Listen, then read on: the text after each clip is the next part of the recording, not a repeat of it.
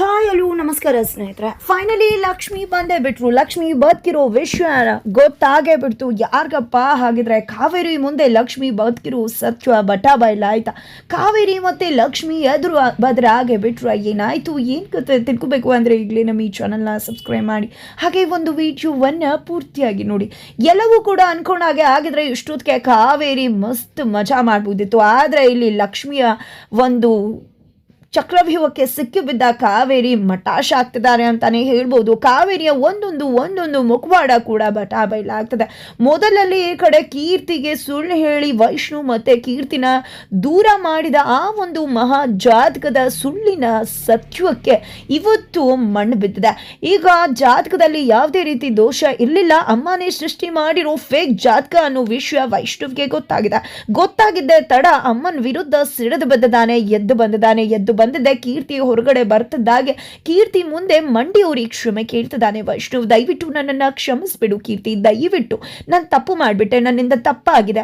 ನಾನು ನಿಜವಾಗ್ಲೂ ಕೂಡ ನೀನು ಎಷ್ಟು ಬಾರಿ ಹೇಳೋಕೆ ಬಂದೆ, ಆದರೆ ನಾನು ಯಾವತ್ತೂ ಕೂಡ ನಿನ್ನ ಮಾತನ್ನ ಕೇಳಲೇ ಇಲ್ಲ. ಪ್ರೀತಿಲಿ ನಂಬಿಕೆ ಇರಬೇಕಂತೆ, ಆ ನಂಬಿಕೆನೇ ನನಗೆ ನಿನ್ನ ಮೇಲೆ ಇರಲಿಲ್ಲ. ನಮ್ಮಮ್ಮನ ಪ್ರೀತಿಯ ಕೂಡಲ್ಲಿ ನೀನು ಹೇಳಿದ ಯಾವುದೇ ಮಾತನ್ನ ನಾನು ಕೂಡ ಸೀರಿಯಸ್ ಆಗಿ ತಗೊಳ್ಳೇ ಇಲ್ಲ. ನನ್ನಿಂದಾಗಿ ನಿನಗೆ ತುಂಬಾ ನೋವಾಗಿದೆ, ಜೊತೆಗೆ ನಮ್ಮಮ್ಮನಿಂದ ನಮ್ಮ ಪ್ರೀತಿ ಮುರಿದು ಬಿದ್ದಿದೆ, ಜೊತೆಗೆ ನಿನಗೂ ಕೂಡ ಮೋಸ ಆಗಿದೆ, ನಿನ್ನ ಬದುಕು ಸ್ಪಾಯ್ಲ್ ಆಗಿದೆ. ಇದಕ್ಕೆಲ್ಲ ನಾನೇ ಕಾರಣ ಆಗ್ಬಿಟ್ಟೆ, ನನ್ನ ಕುರುಡು ಪ್ರೀತಿನೇ ಕಾರಣ ಆಗ್ಬಿಡ್ತು. ನೀನು ಎಷ್ಟು ಬಾರಿ ನನಗೆ ಸತ್ಯ ಹೇಳೋಕೆ ಬಂದ್ರು ನಿನಗೆ ಅವಮಾನ ಮಾಡಿ ಕಳಿಸ್ತೆ, ನಮ್ಮ ಮನೆಯವರು ಅವಮಾನ ಮಾಡಿದ್ರು. ಎಲ್ಲದಕ್ಕೂ ಕೂಡ ನಾನು ನಿನ್ನ ಬಳಿ ಕ್ಷಮೆ ಕೇಳ್ತಾ ಇದ್ದೀನಿ ಕೀರ್ತಿ, ದಯವಿಟ್ಟು ಕ್ಷಮಿಸ್ಬಿಡು. ನಮ್ಮಮ್ಮನ ಕುತಂತ್ರಕ್ಕೆ ನಮ್ಮ ಪ್ರೀತಿ ಬಲಿ ಆಗೋಯ್ತು ಅಂತ ವೈಷ್ಣವ್ ಕಣ್ಣೀರಿಡ್ತಿದ್ದಾರೆ. ಈ ಕಡೆ ಕೀರ್ತಿ ಸಮಾಧಾನ ಮಾಡ್ತಿದ್ದಾಳೆ. ಜೊತೆಗೆ ಈ ಕಡೆ ವೈಷ್ಣವ್ ನಿನ್ಗೆ ಅವಶ್ಯಕತೆ ಇರಲಿಲ್ಲ ಕೀರ್ತಿ, ಆದರೂ ಕೂಡ ನೀನು ಬಂದು ನನಗೆ ಸತ್ಯನ ಅರ್ಥ ಮಾಡಿಸೋಕೆ ಟ್ರೈ ಮಾಡಿದೆ. ನಮ್ಮಮ್ಮ ಹೇಳಿರೋ ಅದು ಸುಳ್ಳು ಅಂತ ಹೇಳೋಕೆ ಟ್ರೈ ಮಾಡಿದೆ, ಸತ್ಯ ದರ್ಶನ ಮಾಡೋದಕ್ಕೆ ಟ್ರೈ ಮಾಡಿದೆ. ಆದರೆ ನಾನು ಯಾವತ್ತೂ ಕೂಡ ನಿನ್ನ ಮಾತಿಗೆ ಬೆಲೆ ಕೊಟ್ಟವನಲ್ಲ, ದಯವಿಟ್ಟು ಕ್ಷಮಿಸು ಅಂತ ಹೇಳ್ತಾನೆ. ಈ ಕಡೆ ಕಾರುಣ್ಯ ಅವ್ರ ಹತ್ರ, ದಯವಿಟ್ಟು ನಮ್ಮಮ್ಮನಿಂದ ನಿಮ್ಮ ಮಗಳ ಅನ್ಯಾಯ ಆಗಿದೆ, ನೀವು ಎಷ್ಟು ಬಾರಿ ಬಂದು ನನ್ನ ಹತ್ರ ಮಾತಾಡೋಕೆ ಟ್ರೈ ಮಾಡಿದ್ರಿ, ಅರ್ಥ ಮಾಡಿಸೋಕೆ ಟ್ರೈ ಮಾಡಿದ್ರಿ, ಆದರೂ ಕೂಡ ನಾನು ಅರ್ಥ ಮಾಡ್ಕೊಳ್ಳೇ ಇಲ್ಲ ಅಂತ ಕಣ್ಣೀರು ಹಾಕ್ತಿದ್ದಾರೆ. ಈ ಕಡೆ ಕಾವೇರಿ ಕೂಡ ಹೊರಗಡೆ ಬಂದು ಎಲ್ಲವನ್ನ ಕೂಡ ನೋಡ್ತಿದ್ದಾರೆ. ಪೊಲೀಸ್ ಅವ್ರು ಕೂಡ ಅವ್ರ ಜೊತೆನೇ ಇದ್ದಾರೆ. ಈ ಕಡೆ ಕೀರ್ತಿ ವೈಷ್ಣವ್ನ ಅಪ್ಕೊಂಡ್ಬಿಡ್ತಾಳೆ. ಒಂದು ಕ್ಷಣ ವೈಷ್ಣವ್ ಕೂಡ ಅಪ್ಕೊಂಡೇ ಬಿಡ್ತಾನೆ. ಎಲ್ರಿಗೂ ಕೂಡ ಶಾಕ್. ತದನಂತರ ಇತ್ತ ಕಡೆ ನೋಡಿದ್ರೆ ಆಶ್ರಮದವರು ಪಟಾಕಿನ ಸ್ಪಾನ್ಸರ್ ಮಾಡಿ ಪಟಾಕಿನ ಕೊಟ್ಟು ಕಳಿಸಿರೋ ಡೆಲಿವರಿ ಮಾಡಿರೋರಿಗೆ ದುಡ್ಡನ್ನ ಕಳಿಸಿದ್ದಾರೆ. ದುಡ್ಡನ್ನ ತಗೊಂಡಂತ ವ್ಯಕ್ತಿ ದುಡ್ಡನ್ನ ಇಟ್ಕೊಳ್ಳದೆ ವಾಪಸ್ ಆಶ್ರಮಕ್ಕೆ ಬಂದಿದ್ದಾರೆ.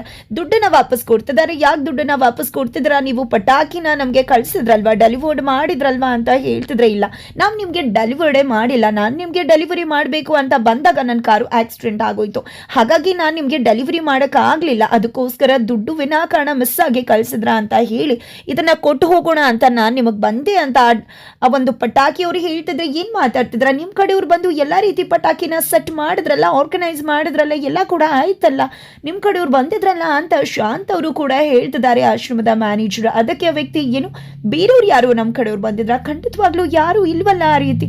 ನಿಜ ಹೇಳಬೇಕು ಅಂದರೆ ನಮ್ಮ ಕಡೆಯಲ್ಲಿ ನಾನು ನನ್ನ ತಮ್ಮ ಬಿಟ್ಟರೆ ಬೇರೆ ಯಾರೂ ಕೂಡ ಡೆಲಿವರಿ ಮಾಡುವುದಿಲ್ಲ.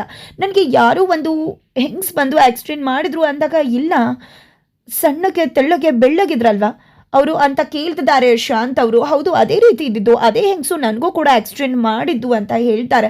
ಗೊತ್ತಾಗ್ಬಿಡುತ್ತೆ ಇದು ಕಾವೇರಿ ಇರಬಹುದು ಅಂತ. ಅದೇ ಕಾರಣಕ್ಕೆ ಆ ವಿಶ್ವನ ಮೊದಲು ವೈಷ್ಣವ್ಗೆ ತಿಳಿಸ್ಬೇಕು ಅಂತ ಪ್ರಯತ್ನಕ್ಕೆ ಮುಂದಾಗ್ತಾರೆ ಶಾಂತ. ಆದರೆ ಇಲ್ಲಿ ವೈಷ್ಣವ್ ಕುಸ್ತು ಹೋಗಿದ್ದೆ. ಪತ್ರದಲ್ಲಿ ಲಕ್ಷ್ಮಿಯವರೇ, ದಯವಿಟ್ಟು ಗೆಳತಿ ಬೇಗ ಬಾ, ಮರಳಿ ಬಾ, ನನಗೆ ನಿನ್ನ ಹತ್ರ ಎಲ್ಲವನ್ನ ಕೂಡ ಹೇಳ್ಕೋಬೇಕಾಗಿದೆ, ನನ್ನ ಮನಸ್ಸು ಹಗರ ಆಗಬೇಕಾಗಿದೆ, ದಯವಿಟ್ಟು ನನ್ನ ಮನಸ್ಸಿಗೆ ತುಂಬಾನೇ ಆಘಾತ ಆಗಿದೆ, ಮನಸ್ಸಿನ ಮಾತನ್ನ ನಿನ್ನ ಹತ್ರ ಬಿಟ್ಟು ಬೇರೆ ಯಾರ ಹತ್ರ ಕೂಡ ಹೇಳ್ಕೊಳಕ್ ಆಗೋದಿಲ್ಲ. ನಮ್ಮಮ್ಮನಿಂದ ನಾನು ಮೋಸ ಹೋಗಿದ್ದೀನಿ, ನನ್ನಮ್ಮ ನನಗೆ ದ್ರೋಹ ಮಾಡಿದ್ದಾರೆ. ಈ ಕ್ಷಣ ನಾನು ನಿಮ್ಮನ್ನ ತುಂಬಾನೇ ಮಿಸ್ ಮಾಡ್ಕೋತಿದ್ದೀನಿ. ಈ ಕ್ಷಣ ಮಹಾಲಕ್ಷ್ಮಿ ನೀವು ನನ್ನ ಜೊತೆ ಇರಬೇಕಿತ್ತು ಅನ್ನೋ ಒಂದು ಲೆಟರನ್ನ ಬರೆದು, ಹೇಗೆ ಲಕ್ಷ್ಮಿ ತನ್ನ ಮನಸ್ಸಿನ ಮಾತನ್ನ ಬರೆದು ಲೆಟರನ್ನ ಬರೆದು ರಾಕೆಟ್ ಮಾಡಿ ತನ್ನ ಅಮ್ಮಂಗೆ ಕಳಿಸ್ತಾ ಇದ್ಲು, ಅದೇ ರೀತಿ ಮರಳಿ ಬಾ ಗೆಳತಿ ಅಂತ ಹೇಳಿ ವೈಷ್ಣವ್ ಲಕ್ಷ್ಮಿಗೆ ರಾಕೆಟ್ನ ಮಾಡಿ ಕಳಿಸಿದ್ದಾರೆ. ಆ ಒಂದು ರಾಕೆಟ್ ಸೇರ್ಬೇಕಾದವ್ರಿಗೆ ಸೇರಿದ್ದಾಗಿದೆ. ಫೈನಲಿ ಲಕ್ಷ್ಮಿ ಎಂಟ್ರಿ ಕೊಟ್ಟಿದ್ದಾಳೆ. ಲಕ್ಷ್ಮಿ ಬಂದಿದ್ದೆ ಆ ಒಂದು ಪತ್ರವನ್ನ ತೆಗೆದುಕೊಂಡಿದ್ದೆ ಓದ್ತಿದ್ದಾಳೆ. ಬಟ್ ಇಲ್ಲಿ ಲಕ್ಷ್ಮಿ ಎಂಟ್ರಿ ಆಗಿರುವುದನ್ನ ಅದೇ ಕೋರ್ಟಿನ ಹಾಲ್ನಲ್ಲಿ ಇದ್ದಂತ ಚಿಂಗಾರಿ ನೋಡೇ ಬಿಟ್ರು. ಚಿಂಗಾರಿ ಲಕ್ಷ್ಮಿನ ನೋಡಿ ಶಾಕ್ ಆಗ್ತಿದ್ದಾರೆ. ಏನಪ್ಪಾ ಇದು, ನಾನೇ ಸುಟ್ಟು ಭಸ್ಮ ಮಾಡಿದೆ, ಎಲ್ಲಾ ಪಟಾಕಿಯಲ್ಲಿ ಕೂಡ ಆಕೆ ಸುಟ್ಟು ಭಸ್ಮ ಅಲ್ಲೂ, ಇವಾಗ ನೋಡಿದ್ರೆ ಬದುಕಿ ಬಂದಿದ್ದಾಳಲ್ಲ ಅಂತ ಹೇಳಿ ಇನ್ನೆಲ್ಲವಾಗಿ ಶಾಕ್ ಆಗ್ತಿದ್ದಾರೆ. ಲಕ್ಷ್ಮಿ ಏನೋ ಪತ್ರ ತಗೊಂಡ್ಲು, ಆದ್ರೆ ವೈಷ್ಣು ಮುಂದೆ ಬಂದ್ಲ? ಖಂಡಿತ ಇಲ್ಲ, ಆಕೆ ವೈಷ್ಣು ಮುಂದೆ ಬರಲೇ ಇಲ್ಲ. ಆದ್ರೆ ಪತ್ರ ತಗೊಂಡು ಓದಿ ತುಂಬಾನೇ ನೊಂದ್ಕೊಂಡ್ರು. ಆದ್ರೆ ಒಂದು ಅಗ್ನಿ ಪರೀಕ್ಷೆ ಅಂತಾರಲ್ವಾ, ಹಾಗೆ ಇಲ್ಲಿ ವೈಷ್ಣವ್ಗೂ ಕೂಡ ಅಗ್ನಿ ಪರೀಕ್ಷೆ ಸಮಯ ಅಂತ ಹೇಳ್ಬಹುದು. ಈ ಕಡೆ ಕಾವೇರಿ ಮುಖವಾಡ ಕಳ್ಚೋ ತನಕ ಲಕ್ಷ್ಮಿ ಅಲ್ಲಿಗೆ ಬರೋ ಹಾಗಿಲ್ಲ. ಅದೇ ಕಾರಣಕ್ಕೆ ಲಕ್ಷ್ಮಿ ಯಾರ ಮುಂದೆ ಕೂಡ ಕಾಣಿಸ್ಕೊಳ್ದೆ ಕಣ್ಣು ತಪ್ಪಿಸಿ ಓಡಾಡ್ತಿದ್ದಾಳೆ. ಇದರ ನಡುವೆ ಮತ್ತೆ ಕೋರ್ಟ್ ವಿರಾಮ ಇರುತ್ತೆ, ಮತ್ತೆ ಕೋರ್ಟಿನ ಒಂದು ಸಮಯ ಶುರುವಾಗ್ತದೆ. ಎಲ್ಲರೂ ಕೂಡ ಅಲ್ಲಿ ಸೇರಿದ್ದಾರೆ. ಕೋರ್ಟಿನ ಕಟಕಟಿಯಲ್ಲಿ ಕಾವೇರಿಯವರು ನಿಂತಿದ್ದಾರೆ. ನಂತರ ಸೌದಾಮಿನಿಯವರು ತಮ್ಮ ವಾದವನ್ನ ಶುರು ಮಾಡ್ಕೋತಾರೆ. ಪಾಪ ಪಾರ್ಥ ಸಾರಥಿ ಅವರು ಒಂದು ಕುಟುಂಬದ ಕಥೆಯನ್ನೇ ಬಿಂಬಿಸಿ ಇಲ್ಲಿ ಒಂದು ಕುಟುಂಬದ ಕಥೆಯನ್ನೇ ಹೆಣೆದು ಬಿಟ್ರು. ಎಲ್ಲ ಒಂದು ಕಥೆಗೂ ಕೂಡ ಒಂದಲ್ಲ ಎರಡು ಆಯಾಮ ಇರುತ್ತೆ. ಹೇಗೆ ಒಂದು ಕಾಯಿನ್ಗೆ ರಾಜರಾಣಿ ಅಂತ ಎರಡು ಫೇಸ್ ಇರುತ್ತೋ ಅದೇ ರೀತಿ ಕಥೆಗೆ ಎರಡು ಮುಖ ಇರುತ್ತೆ. ಅವರು ಒಂದು ಮುಖನ ದರ್ಶನ ಮಾಡಿಸಿದ್ದಾರೆ, ನಾನು ಇನ್ನೊಂದು ಮುಖ ದರ್ಶನ ಮಾಡಿಸುವುದಕ್ಕೆ ಮುಂದೆ ಆಗ್ತೀನಿ ಅಂತ ಹೇಳ್ತಿದ್ದಾರೆ. ಇದೆಲ್ಲವೂ ಕೂಡ ಕಟ್ಟುಕತೆ. ನಿಜ ಹೇಳಬೇಕು ಅಂದ್ರೆ ಲಕ್ಷ್ಮಿ ಮತ್ತೆ ವೈಷ್ಣವನ್ನ ದೂರ ಮಾಡಬೇಕು ಅಂತ ಕೀರ್ತಿ ಅನ್ಕೊಂಡಿದ್ ನಿಜ. ಕೀರ್ತಿ ಮದ್ವೆ ಮುರ್ಕೊಂಡ್ಲು, ತದನಂತರ ಕೀರ್ತಿಗೆ ವೈಷ್ಣವ್ ಬೇಕು ಅನ್ನಿಸ್ತು, ಮತ್ತೆ ತೊಂದರೆ ಕೊಡ್ತಾ ಇದ್ಲು. ಅದೇ ಬರದಲ್ಲಿ ಇಷ್ಟೆಲ್ಲ ಆಗ್ತಿತ್ತು ಅಂತ ಹೇಳ್ತಿದ್ರೆ ಅಲ್ಲಿಂದನೇ ವೈಷ್ಣವ್ ಇಲ್ಲ ಇವರು ಸುಳ್ಳು ಹೇಳ್ತಿದ್ದಾರೆ, ಕೀರ್ತಿ ನಮ್ಗೆ ಎಂದೂ ತೊಂದರೆ ಕೊಟ್ಟಿಲ್ಲ, ಇದೆಲ್ಲ ಸುಳ್ಳು ಅಂತ ಹೇಳ್ತಿದ್ದಾನೆ.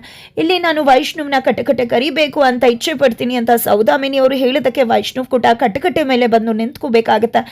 ಈ ಕಡೆ ವೈಷ್ಣವ್ ನೀವು ಹೇಳ್ತಿರುವುದು ಸುಳ್ಳು, ಕೀರ್ತಿ ಎಂದೂ ಕೂಡ ನನಗಾಗ್ಲಿ ಲಕ್ಷ್ಮಿಗಾಗಿ ತೊಂದರೆ ಕೊಟ್ಟಿಲ್ಲ, ಆಕೆ ನಮ್ಮ ಮಧ್ಯೆ ಬಂದಿಲ್ಲ, ನಮ್ಮನ್ನ ದೂರ ಮಾಡಬೇಕು ಅಂತ ನಡ್ಕೊಂಡಿಲ್ಲ ಅಂತ ಹೇಳ್ತಿದ್ದಾರೆ. ಕಾವೇರಿಗೆ ಶಾಕ್ ಆಗ್ತದೆ. ಈ ಕಡೆ ಹೌದಾ, ಹಾಗಿದ್ರೆ ಕೀರ್ತಿ ನಿಮ್ಗೆ ಎಂದೂ ಕೂಡ ತೊಂದರೆ ಕೊಟ್ಟಿಲ್ವಾ ಅಂದಾಗ ಇಲ್ಲ, ಅವಳು ಎಂದೂ ಕೂಡ ತೊಂದರೆ ಕೊಟ್ಟಿಲ್ಲ.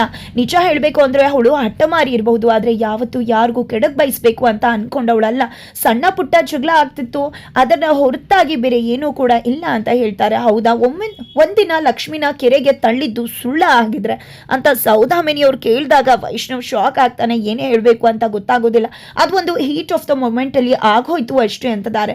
ಹೌದಾ, ಹಾಗಿದ್ರೆ ಇದು ಏನೋ ಹೀಟ್ ಆಫ್ ದ ಮೊಮೆಂಟ್ ಅಲ್ಲಿ ಆಗಿರ್ಬಹುದಲ್ವಾ, ಇಲ್ಲಿ ಏನೇನು ನಡೆದಿದ್ಯೋ ಅದನ್ನ ಅವಳು ನಿಜ ಹೇಳ್ತಿದ್ದಾಳೆ ಅಂತ ನೀವು ಒಪ್ಕೊಳ್ಳಲ್ವಾ, ಒಪ್ಕೋತೀರಾ ಅಂತ ಹೇಳಿ ಪ್ರಶ್ನೆ ಮಾಡ್ತಿದ್ರೆ ನಾನು ಹೇಳ್ತಿರೋದು ಹಾಗಲ್ಲ ಹೀಗಲ್ಲ ಅಂತ ಹೇಳಿ ವೈಷ್ಣವ್ಗೆ ಇವಾಗ ಕೀರ್ತಿ ಬಂದು ಅಮ್ಮನ ವಿರುದ್ಧ ಹೇಳ್ತಿರೋ ಸತ್ಯವನ್ನ ಕೂಡ ಈಗಲೂ ಸತ್ಯ ಅಂತ ಒಪ್ಕೊಳ್ಳೋದು ಅವ್ನಿಗೆ ಇನ್ನೂ ಕಷ್ಟ ಆಗ್ತದೆ.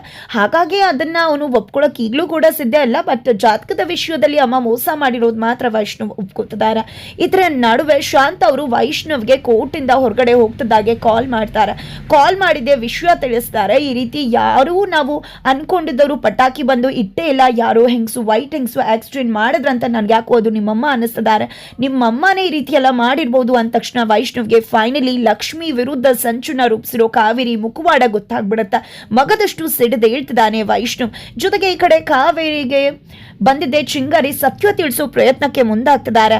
ಇಲ್ಲಿ ಕಾವೇರಿಗೆ ಲಕ್ಷ್ಮಿ ಸತ್ತಿಲ್ಲ, ಬದುಕಿದ್ದಾಳೆ, ಇಲ್ಲೇ ಬಂದಿದ್ದಾಳೆ ಅನ್ನೋದನ್ನ ಕನ್ವೆ ಮಾಡೋಕೆ ಟ್ರೈ ಮಾಡ್ತಿದ್ದಾರೆ. ಬಟ್ ಕಾವೇರಿಗೆ ಅದು ನಿಜವಾಗ್ಲೂ ಕೂಡ ಅರ್ಥ ಆಗ್ತಿಲ್ಲ. ಹಾಗಿದ್ರೆ ಫೈನಲಿ ಲಕ್ಷ್ಮಿ ಬಂದೇ ಬರ್ತಾಳೆ. ಲಕ್ಷ್ಮಿ ಬರೋದ್ರ ಮುಖಾಂತರನೇ ಕಾವೇರಿಗೆ ಕೆಡ್ಡ ತೋಡೋಕೆ ಸಾಧ್ಯ ಇರೋದು. ಮಗದೊಮ್ಮೆ ಪಾರ್ಥ ಸಾರಥಿ ಕೇಸನ್ನ ಕೈಗೆತ್ಕೊತಿದ್ದಾಗೆ ಲಕ್ಷ್ಮಿನೇ ಹೈ ವಿಟ್ನೆಸ್ ಆಗಿ ಬ್ರಹ್ಮಾಸ್ತ್ರವಾಗಿ ಪ್ರಯೋಗ ಮಾಡುವ ಸಾಧ್ಯತೆ ಇದೆ. ಹಾಗಿದ್ರೆ ಹೇಗಿರುತ್ತೆ ಮುಂದಿನ ಸಂಚಿಕೆ ಅನ್ನೋದನ್ನ ತಿಳ್ಕೋಬೇಕು ಅಂದ್ರೆ ಮುಂದಿನ ವಿಡಿಯೋಗೋಸ್ಕರ ವೇಟ್ ಮಾಡೋದನ್ನ ಮರಿಬೇಡಿ.